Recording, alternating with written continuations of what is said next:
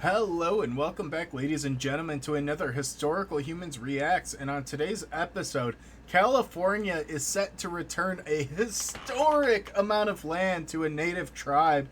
And this actually comes recently after the removal of a number of dams on the Klamath River, which restored a bunch of waterways. So, kind of a cool addition where California governor is repatriating 2,820 acres of land to the Shasta Indian Nation. Yep.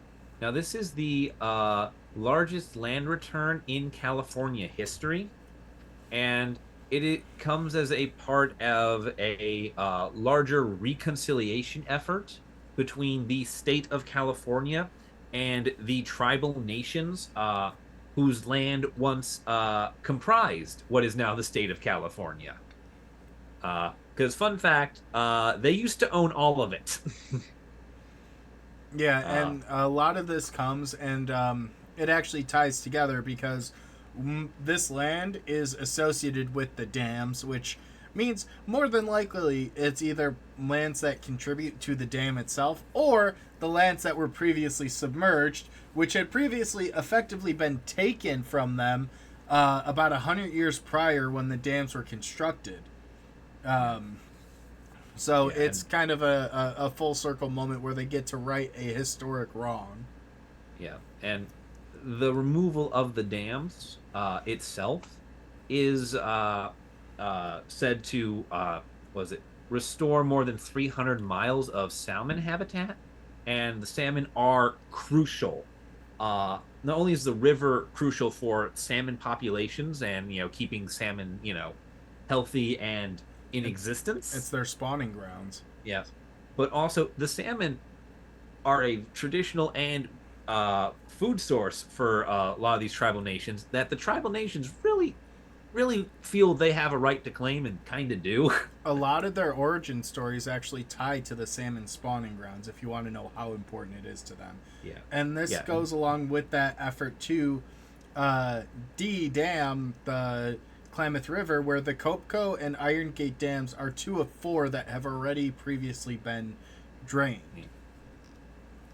yeah, So yeah, the tribal nation is obviously really happy to get their ancestral lands and these sacred sites back, but we also need to really understand that a lot of this is drained land, so it's not going to be as productive as it once was.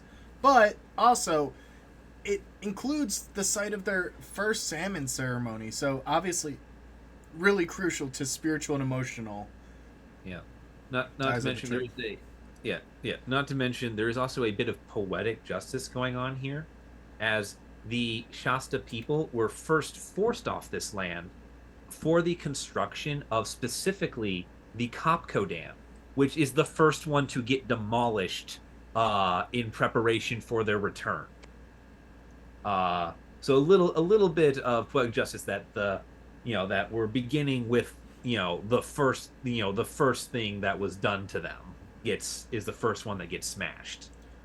And there is additional reconciliation efforts going on as a result of this, where two other San Francisco Bay Area indigenous groups, the Segoria Te Land Trust in Oakland and the Tamian Nation in San Jose, were given state grants to assist in land return and stewardship projects, which the Newsom administration in California has awarded 107.7 million total dollars to Native American tribes, which have resulted in almost 50,000 acres of land returned. Yeah, That amount of repatriation is just unheard of. And it's a great sign, quite honestly, just to see this land back movement where these really, really culturally and spiritually significant sites are finally being returned to the nations and the peoples who it's their ancestral lands. It's where they come from. It's where all their spiritual ties are. It's where all their medicines are, their traditional food ways, their traditional ways of life. Like, to see this is incredible. And obviously, the tribe has already taken this in stride where they're going up and down the river in their traditional canoes again. yeah. Like, That's something you could not do with the dams intact. Period. So, like now not only do they have the land, but the land is being restored to how it should be, which is how it was when the last rightful owners were on it, aka the Shasta. It poses a couple of really interesting conversations that are going to evolve into being some pretty serious conversations later down the line.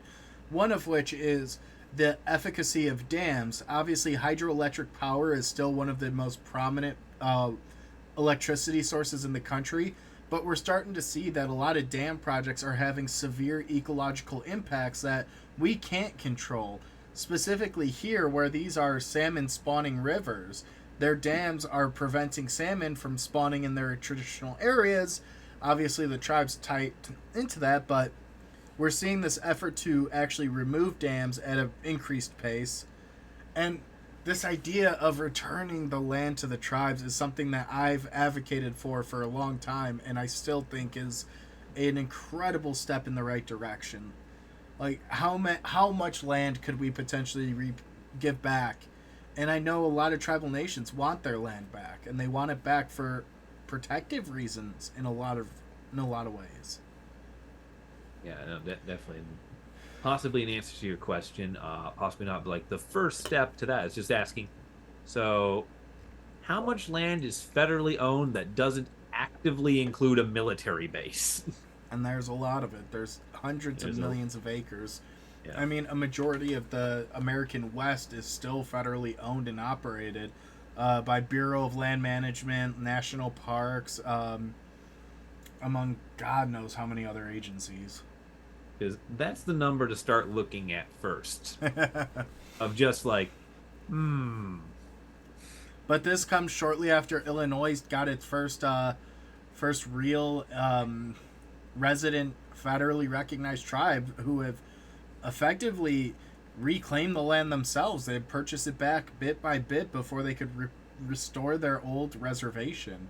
And here we're seeing the state actively making an effort. And I know a lot of people have strong feelings about California in a lot of different ways, but I think that this really should be a guiding light and a great example for how you can work with your tribal communities, how they can help make both parties really happy, I think.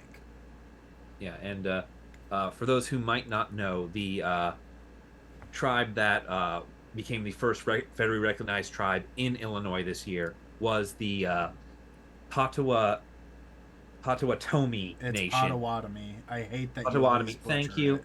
That I'm trying very hard. It's the I'm Prairie trying. Band of Potawatomi, which is currently based in, I believe, Kansas, Yeah.